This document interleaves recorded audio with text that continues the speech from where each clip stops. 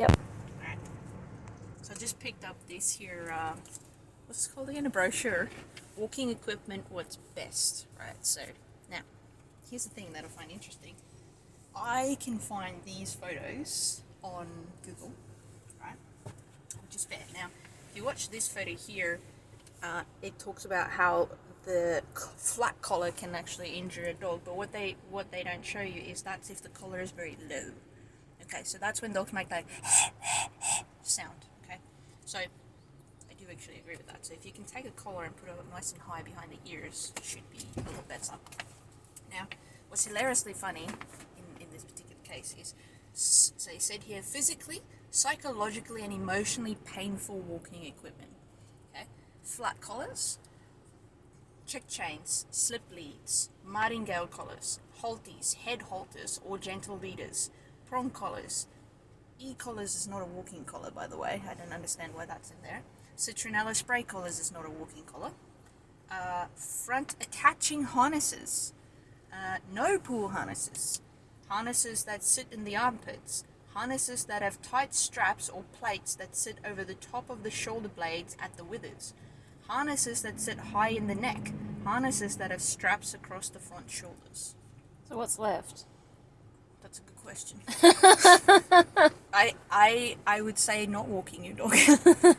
Anyway, so I'm not entirely sure why they would put that there. You know, especially with an e-collar and a citronella collar, they're not actually walking equipment, right? But anyway, so they say here, a Norwegian study showed that 350 dogs on collars, 75% had neck problems, right?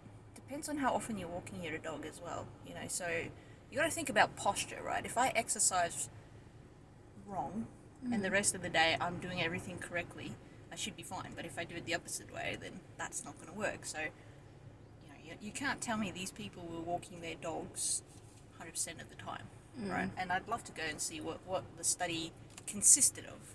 I haven't even referenced it. No, they haven't. And then here, a Swedish study showed that 91% of dogs with back problems were yanked by the collar or pulled a lot. So again, it's not referenced, right? And anyway, and the thing is this means if that was what they were testing, it means these dogs were only walked on the collars and be yanked and cranked or whatever, and nothing else, no other exercise. Because if the dog injured themselves any other way, it doesn't count. Okay. Anyway, now they say here, potential physical risks of poor equipment choices. Life is potentially risky, just to put that out there.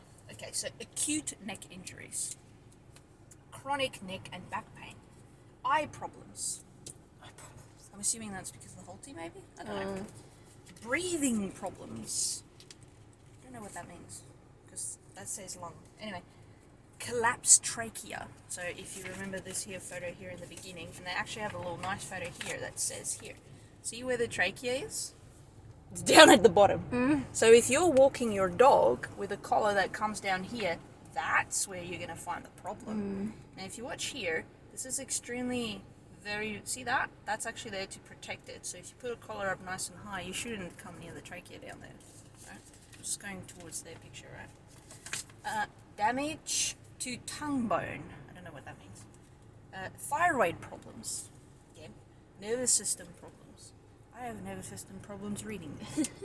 Restricted blood supply to the brain. There's two ways that we talk about choking in life, and if you use dogs and humans, right? One is you cut off the blood supply. 3 seconds, maybe 5, the dog passes out. You'll know. The other one is cutting off air supply. That takes a lot longer. Okay. Anyway, leading to dizziness and nausea. Actually, no. You cut off blood supply to the brain, the dog passes out before any of that happens. Restricts the dog's free movement. Yes, that's the point, to keep them safe, because their free movements might... Anyway. And leads to unnatural posture. Everyone has unnatural posture these days, so, you know. Increased reactivity behaviours. Don't know. There's a lot more to it. That's a bit simplistic. Now, they go here. What would you like to wear? Put yourself in their paws. Have empathy. Protect the body. what we put on their bodies is just as important as what we put in their bodies. Sorry. Pain always affects behavior. What would I like to wear? I'd run around naked if I could. I'm joking. I'm sorry. It's not me. I just saying. Put yourself in their paws. That's a bit hard because I'm a human and going on all fours is a bit strange. I actually do have empathy. Protect their body. Yeah, from getting hit by cars is a good one for starters. But now, there's something they said here, and I do think they reference it. It comes from www.dzzz.si.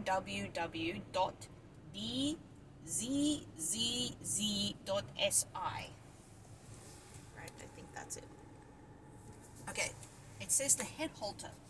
Description: a head collar placed around the dog's muzzle and head. The leash is clipped onto a ring under the dog's muzzle. So this is what it looks like. Okay. Why it works. When the dog pulls or the owner pulls on the leash, the halter tightens around the base of the dog's muzzle. This area is extremely sensitive and the pressure is unpleasant and painful for the dog. The dog walks more slowly and does not pull to avoid pain. And they avoid discomfort, not pain. But anyway, consequences of use: neck damage. Where? Doesn't put any pressure on the neck. Breathing issues, pain in upper neck muscles, pain in the back, unbalanced movement. I do agree with unbalanced movement because sometimes if you're only walking the dog on the left, you're only pulling the dog to the left all the time. Any head movement causes pain. That's not what the dogs on head halters I've seen. Like, gee. So the dog is unable to sniff, only if the owner tells them not to. Observe his surroundings or use his body language, only if the owner doesn't allow that. So it's very, so they're picking on everything. Okay, now here's the thing. They say here, I do agree with this to a degree. Dog-friendly anti-pull equipment does not exist. You have to teach a dog how to navigate the real world with any piece of equipment. Okay. So here's the funny part, right? So we read the list of all the harnesses, and then they go, a well-fitted H-shaped harness with a Y-front design that does not sit in the armpits or impede the front legs, paired with a long lead, is the safest, most comfortable pieces of walking equipment for your dog at any stage of life. So there's some sort of harness that they're fine with. I do agree it's got to be properly fitted. It's like shoes, really. And they say free harness fitting available. Very funny. What I do like about this is they have puppy harness rental scheme also available for growing puppies. I think that's smart because people buy harnesses, throw them away. So why not have a rental scheme? That's pretty cool. But you can see that this is purely, trying to cut out any piece of equipment that other people will use and, show you one piece of equipment. And, oh, by the way, we supply it, right? So this is kind of like a marketing strategy.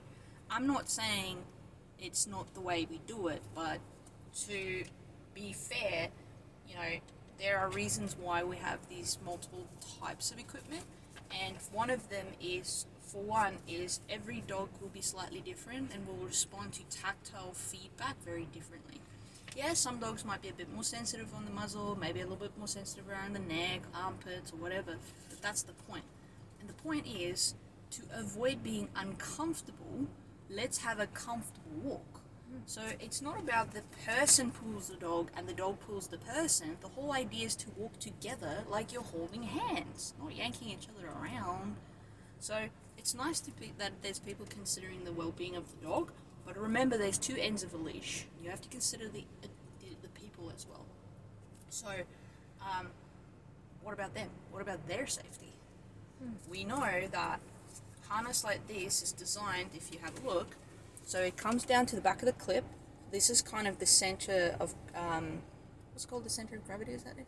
So the dog can go down nice and low and you'll be pulled over. It does not restrict any airways, which is, what they want, but it comes onto the chest area where they can actually put in all their strength to pull you. This is why we use harnesses for things like sledding, right? Because the dog is in its most powerful state to be able to pull. And if I'm not mistaken, I believe that dogs can pull easily twice their weight. So, again, if you have a dog that walks very nicely on a harness like this, hey, kudos to you. If you don't, why would you use a harness if a dog is already pulling you, making it more stronger to pull you and hurt anyone and everything around